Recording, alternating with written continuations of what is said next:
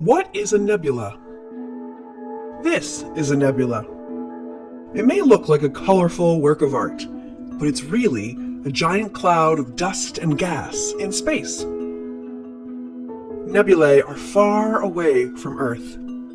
We know what they look like because scientists use powerful telescopes to capture images of them. A nebula can take many different forms and shapes. But where did these stunning dust clouds come from? Some nebulae come from the gas and dust thrown out when a dying star explodes. When a massive star explodes, it's called a supernova. This is an example of what that looks like. Other nebulae are regions where new stars are beginning to form, called star nurseries. How does a nebula make stars?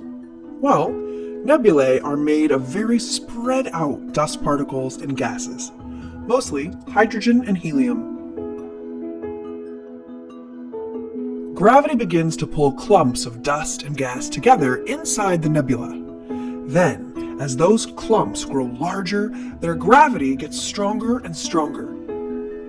Eventually, a clump of dust and gas gets so big that it collapses from its own gravity. This collapse causes the material at the center of the cloud to heat up, causing the beginning of a star. The closest known nebula to Earth is approximately 700 light-years away. It is called the Helix Nebula. The Helix Nebula is the remnant of a dying star, like what will happen to our own sun in a few billion years. Using powerful space telescopes like NASA's Spitzer Space Telescope and Hubble Space Telescope, we have captured images of the Helix Nebula and many others. Scientists will learn more about nebulae with NASA's James Webb Space Telescope. It will be able to look through the dust to see stars forming planetary systems. Learning more about these faraway nebulae